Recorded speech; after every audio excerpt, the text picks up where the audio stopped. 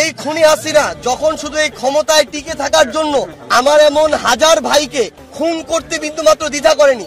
আমার এমন অনেক ভাই রয়েছে যাদের লাশ এখন পর্যন্ত খুনি হাসিনা হত্যার পরে কোথায় নিয়ে গিয়েছে এটা খুঁজে পাওয়া যায়নি। যেই ঘটনা আমরা ওই সাতটাতে দেখেছিলাম যে শত শত লাশ খুনি হাসিনা ফেলেছে, কিন্তু লাশগুলো পাওয়া যায়নি। আজকে আমার মা তার সন্তানের লাশের জন্য শেষবার একবার দেখার জন্য এখন সে আহাজারি করছে। এই মাকে আমরা সে আমাদের জায়গা থেকে বাইতুল মুকাররমের সামনে সেদিন দেখেছি, প্রত্যেকটা জায়গায় এই মা এভাবে আহাজারি করে ছুটে বেরিয়েছেন। তো সবচেয়ে বড় কথা হচ্ছে আমরা হয়তো আমাদের জায়গায় সর্বোচ্চ চেষ্টা করতে পারি আমাদের ভাইয়ের লাশটা খোঁজার জন্য, কিন্তু এটা বলতে পারি না যে কখনো পাবো কি পাবো না। কিন্তু যেই ভাইয়ের লাশের জন্য আমার একজন মা এভাবে আহাজারি করে, যেই খুনির নির্দেশে আমার এই ভাইগুলোকে হত্যা করা হলো, সেই খুনির বিচার না দেখা পর্যন্ত কিভাবে এই বাংলাদেশে আমরা অন্য কিছু চিন্তা করি?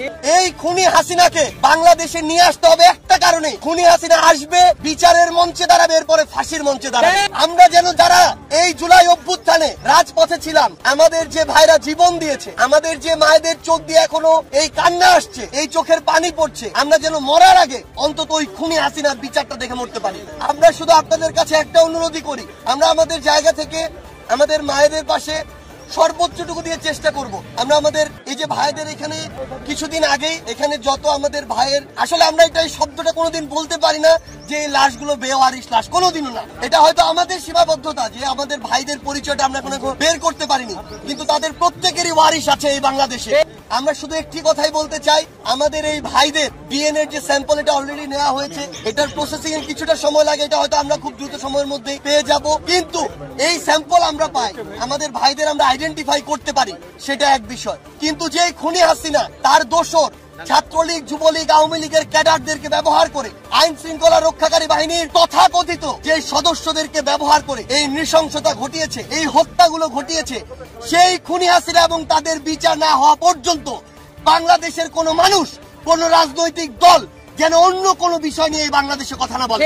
আগে খুনি হাসিনার বিচার হতে হবে, আগে খুনগুলোর এই হত্যাগুলোর বিচার হতে হবে, তারপরে বাংলাদেশ অন্য কোনো কিছু চিন্তা করবে। আমরা এই সরকারকে আমাদের জায়গা থেকে অনেকবার বলেছি, এই সরকারের দুইটা বিভাগের কাজ শুধু কাজের জন্য কাজ না, এটা তাদের রক্তের উপরে দাঁড়িয়ে যে দায়বদ্ধতা নিয়েছে, এই দায়বদ্ধতার জন্য কাজ। আইন বিভাগ, বিচার বিভাগ, এখানে স্বরাষ্ট্র মন্ত্রণালয়, স্বরাষ্ট্র উপদেষ্টা এবং এখানে আইন ও বিচার বিভাগের মন্ত্রণালয়, এখানে যিনি উপদেষ্টা রয়েছেন, এই দুইজন উপদেষ্টা তারা যদি এই খুনি হাসিনার দৃশ্যমান বিচার এই অন্তর্বর্তীকালীন সরকারের সময়ে করে না যেতে পারেন, তাহলে এই সরকারের সবচেয়ে বড় দায়বদ্ধতা এবং সবচেয়ে বড় লেজিটিমেসি তারা হারাবেন এবং সারা জীবন এটা তাদেরকে এই দায় বহন করে যেতে হবে। দায় বহন করে যাওয়ার মধ্যে সব শেষ না, এই বিচার এই অন্তর্বর্তীকালীন সরকারের সময় করতে হবে এবং যে সময়টুকু এই সরকারের আছে, নির্বাচনের আগেই খুনি হাসিনাকে বাংলাদেশে নিয়ে এসে ফাঁসির মঞ্চে নিতে হবে। যতদিন না আমরা খুনি হাসিনাকে